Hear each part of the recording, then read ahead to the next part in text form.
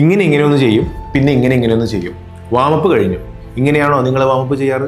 Hi, ഞാൻ doctor Abdul Gafoor, consultant orthopaedic സർജനാണ്. ഗ്രൗണ്ടിൽ ഇറങ്ങുന്നതിന് മുമ്പ് അല്ലെങ്കിൽ ജിമ്മിൽ വർക്കൗട്ട് ചെയ്യുന്നതിന് മുമ്പ് വാമപ്പ് ചെയ്യണമെന്ന് നമുക്ക് എല്ലാവർക്കും അറിയാം. ഇപ്പം എല്ലാവരും ചെയ്യാറുമുണ്ട്. എന്നാൽ നമ്മൾ ചെയ്യുന്ന വാമപ്പ് തെറ്റായ രീതിയിലാണെങ്കിൽ അത് ഗുണത്തെക്കാളേറെ ദോഷം ചെയ്യും. ചിലപ്പോൾ ഗുരുതരമായ പരിക്കുകളിലേക്ക്, അതായത് സ്പോർട്സ് ഇഞ്ചുറീസിന് കാരണമായി തീരാം.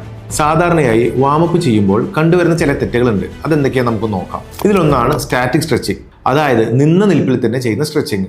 ശരീരം ഒന്ന് ചൂടാകുന്നതിന് മുമ്പ് തന്നെ പേശികൾ സ്ട്രെച്ച് ചെയ്യുന്നത് സത്യത്തിൽ ലിഗമെന്റ് ഇഞ്ചുറികൾക്ക് കാരണമാകും. തുടക്കത്തിൽ വേണ്ടത് നടത്തമോ ചെറിയ ഓട്ടമോ പോലുള്ള ഡൈനാമിക് മൂവ്മെന്റ്സ് ആണ്. രണ്ടാമതായി നമ്മൾ കണ്ടുവരുന്ന ഒരു മിസ്റ്റേക്കാണ് അമിതമായ വേഗത. അതായത് വാമപ്പ് എന്നാൽ പെട്ടെന്ന് ചെയ്തു തീർക്കേണ്ട ഒന്നല്ല. സാവധാനം ഹൃദയമിടിപ്പ് കൂട്ടുകയാണ് വേണ്ടത്. പെട്ടെന്ന് ചെയ്യുന്നത് മസിൽ സ്ട്രെയിന് കാരണമാക്കും. മൂന്നാമത്തെ ഒരു മിസ്റ്റേക്ക് എന്ന് പറയുന്നത് മെയിൻ വർക്കൗട്ടിന് മുമ്പേ തന്നെ ശരീരം പൂർണ്ണമായി തളരുന്ന രീതിയിൽ അമിതമായി വാമപ്പ് ചെയ്യുന്നതാണ്. ഇത് സത്യത്തിൽ അപകടമാണ്. കാരണം ഇത് നിങ്ങളുടെ മസിൽസിന്റെയും ജോയിന്റ്സിന്റെയും സ്റ്റാമിന കുറയ്ക്കുകയും വ്യായാമത്തിനിടയിൽ ബാലൻസ് നഷ്ടപ്പെടാൻ ഇടയാക്കുകയും ചെയ്യുന്നു.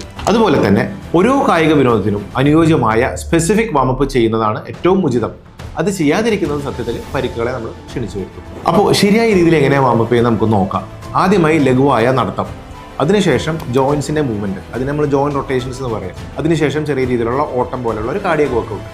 അതിനുശേഷം മാത്രം നിങ്ങൾ കളിക്കാൻ പോകുന്ന സ്പോർട്സ് അതുമായി ബന്ധപ്പെട്ടുള്ള മൂവ്മെന്റ്സ് ചെയ്യാം. ഫോർ എക്സാമ്പിൾ, ഇപ്പോൾ ഫുട്ബോൾ കളിക്കാൻ പോകുന്ന ഒരാൾക്ക് ചെയ്യാൻ പറ്റുന്ന എക്സസൈസസ് ആണ് കിക്കിംഗ് പ്രാക്ടീസ് ചെയ്യുക. ഇതിനെയാണ് നമ്മൾ ഡൈനാമിക് വാമപ്പ് എന്ന് പറയുന്നത്. ഇത് സത്യത്തിൽ നമ്മുടെ മസിൽസിലേക്കുള്ള ബ്ലഡ് ഫ്ലോ കൂട്ടാനും നമ്മുടെ ജോയിൻസിന്റെ ഒരു ഫ്ലെക്സിബിലിറ്റി ഇൻക്രീസ് ചെയ്യാനും ഹെൽപ്ഫുൾ ആയിരിക്കും. ഓർക്കുക, ഒരു 10 മിനിറ്റ് കൃത്യമായ വാമപ്പിനായി മാറ്റിവെച്ചാൽ മാസങ്ങളോളം നീണ്ടു നിൽക്കാവുന്ന സർജറിയും വിശ്രമവും നമുക്ക് ഒഴിവാക്കാം. അപ്പോൾ സേഫായി കളിക്കൂ, ആരോഗ്യത്തോടെ ഇരിക്കൂ.